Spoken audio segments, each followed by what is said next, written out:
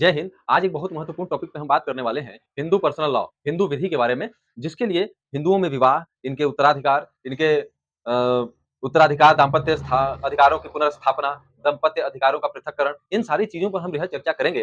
तो इसी के संबंध में हम वीडियो बना रहे हैं दोस्तों। तो आइए देखते हैं कि सबसे पहले कि हमारे यहाँ सवाल होता है कि ये हिंदू शब्द जो है, इस हिंदू शब्द की निष्पत्ति कैसे हुई, हिंदू आया कहाँ से, इनके विषय में तमाम चर्चाएं हैं, तमाम विषय हैं।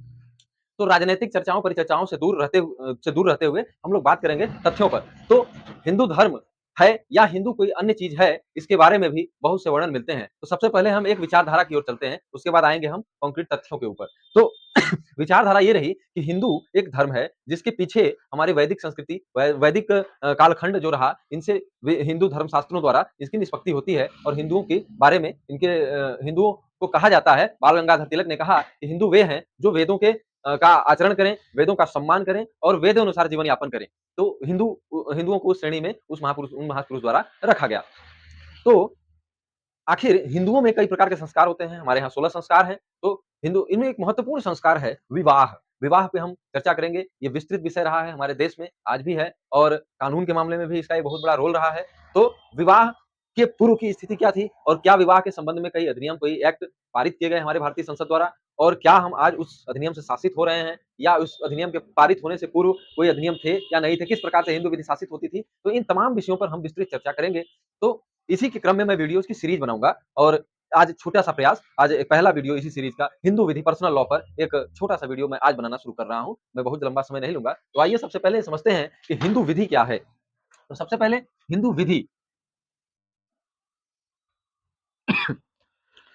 हिंदू विधि वो विधि है जिससे प्रत्येक व्यक्ति वेदानुसार और वेदों में अपनाए गए शास्त्रों में, हिंदू धर्म शास्त्रों द्वारा, हिंदू धर्म के महापुरुषों द्वारा, ऋषियों मनीषियों द्वारा जो सिद्धांत दिए गए, उन सिद्धांतों के अनुसार चलने वाला व्यक्ति हिंदू था। ये एक विचारधारा है। हमने माना कि हिंदुओं की दो विचारधाराएं थी। तो एक विचारधारा हम मानते हैं कि प्राचीन विचारधारा है। क्या है ये? प्राचीन विचारधारा। तो प्राचीन विचारधाराओं में यही चीजें आती हैं जिनके अंतर्गत लिखा गया। प्राचीन विचारधाराएं जो थी, हम यहाँ प्राचीन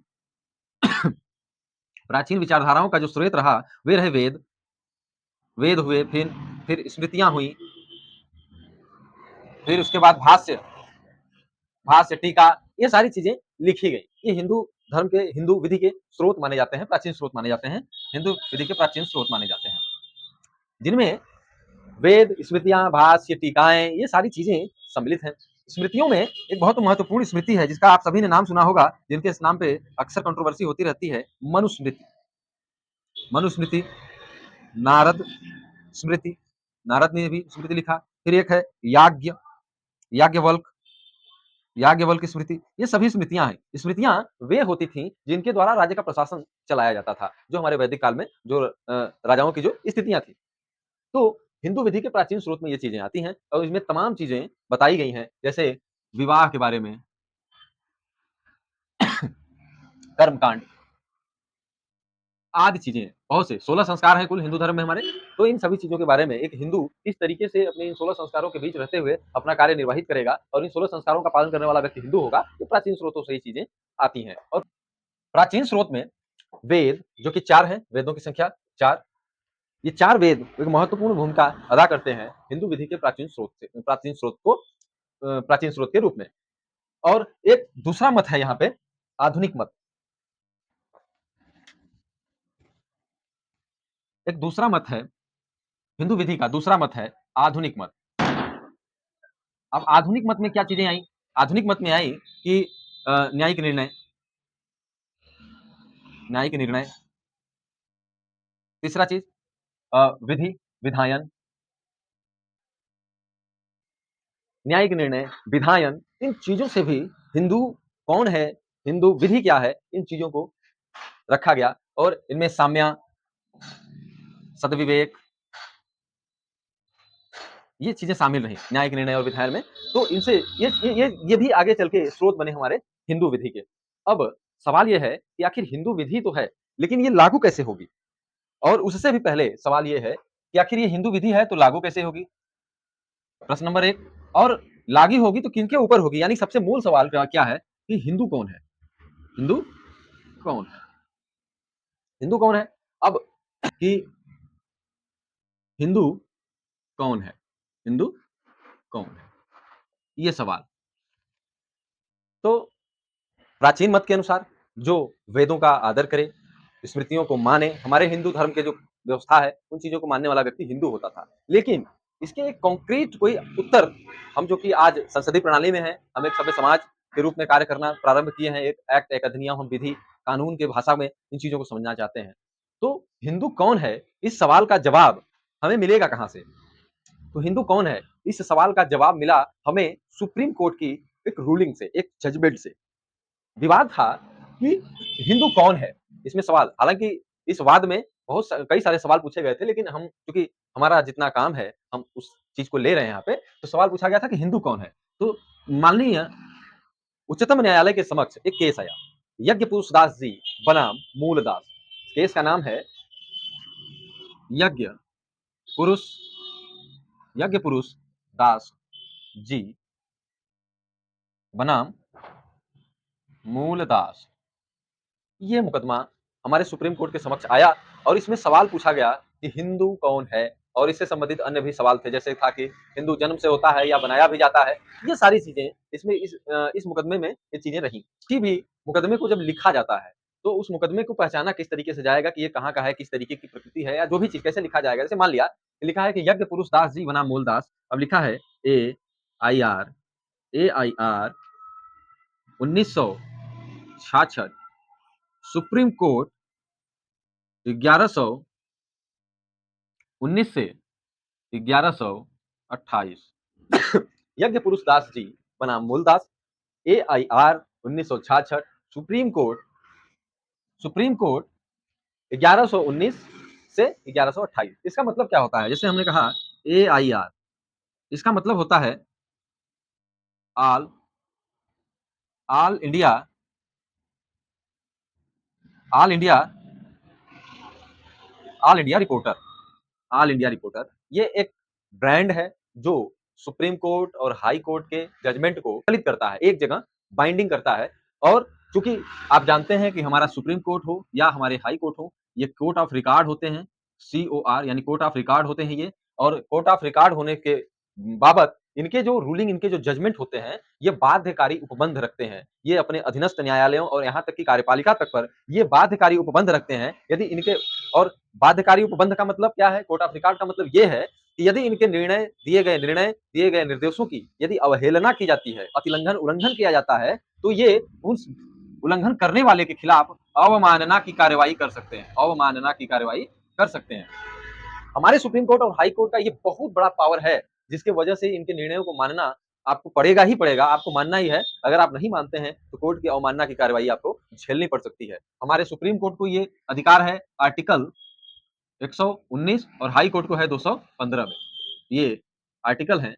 संविधान के अनुच्छेद 129 के अंतर्गत सुप्रीम कोर्ट और संविधान के अनुच्छेद 215 के अंतर्गत हाई कोर्ट को कोर्ट ऑफ रिकॉर्ड की संज्ञा दी गई कि इनके द्वारा दिए गए जजमेंट बाध्यकारी उपबंध रखेंगे अपने अधीनस्थ न्यायालयों पर और अपने अधीनस्थ कर्मचारियों पर भी।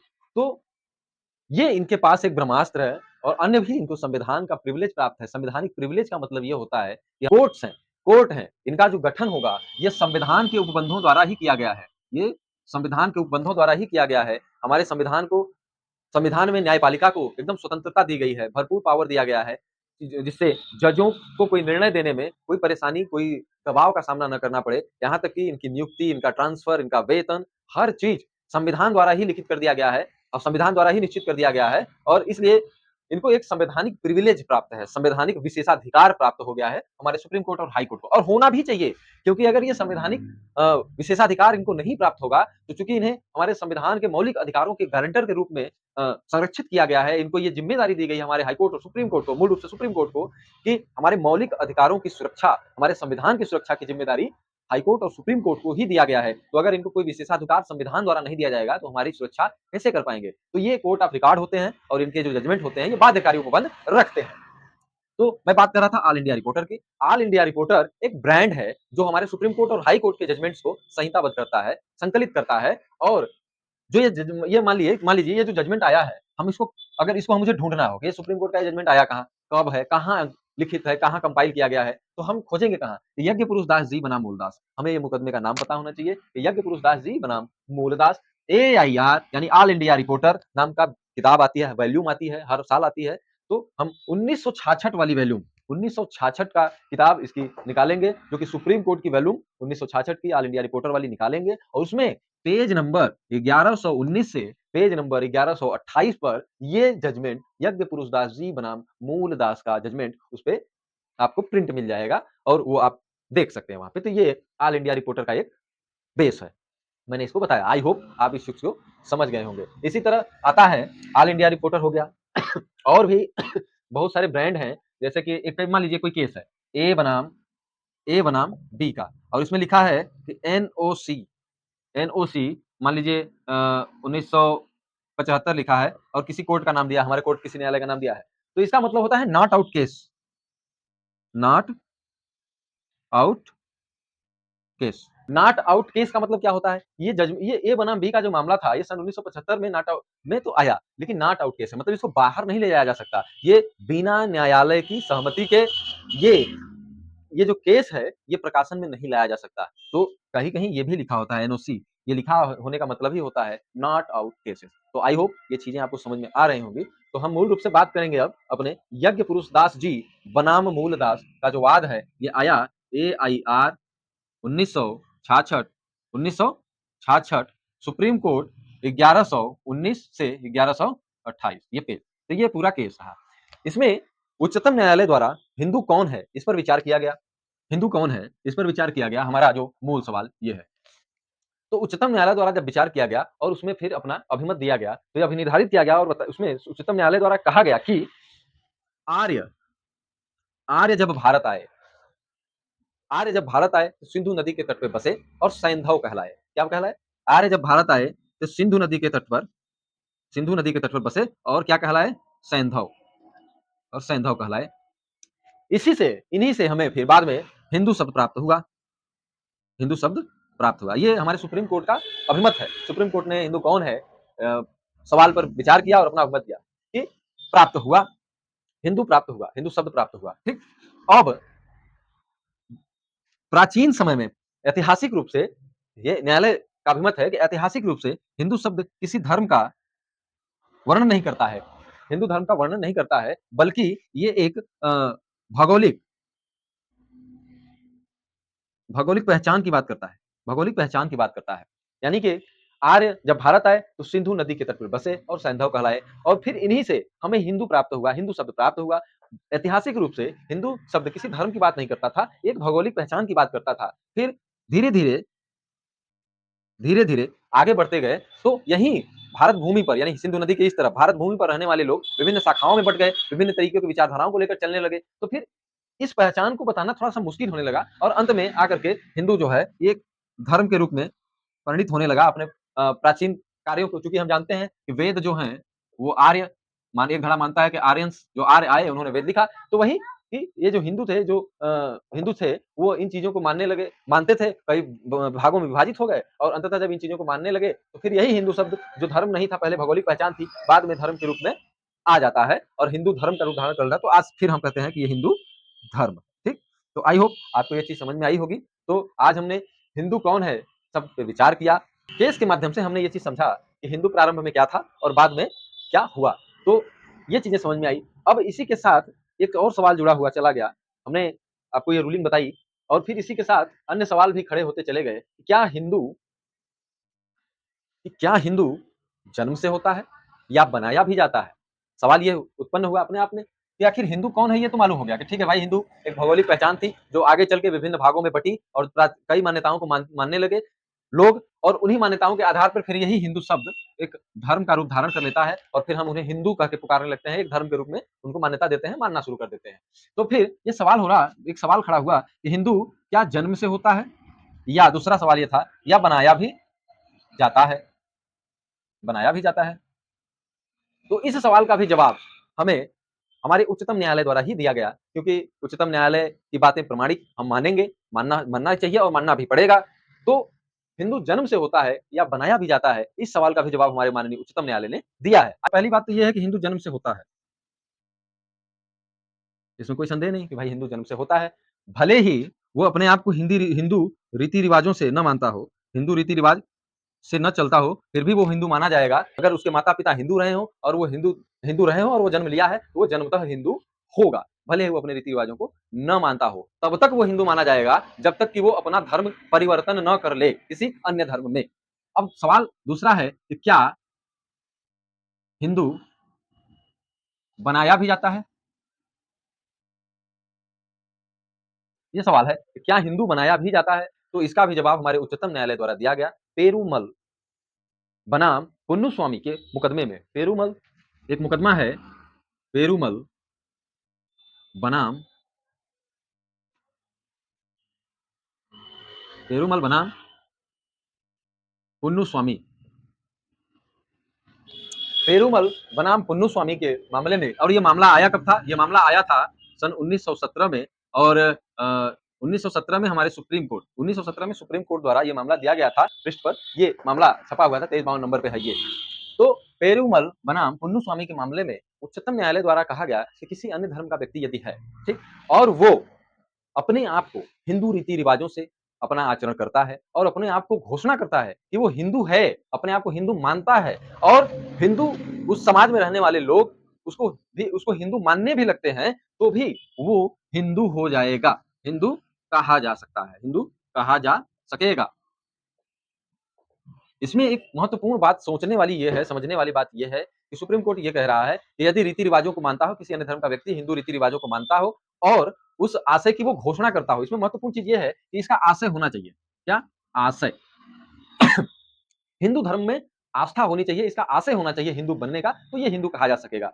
इसी बात को आगे बढ़ाते हुए केरल केरल उच्च न्यायालय माननीय केरल उच्च न्यायालय द्वारा एक जजमेंट दिया गया, मोहनदास बनाम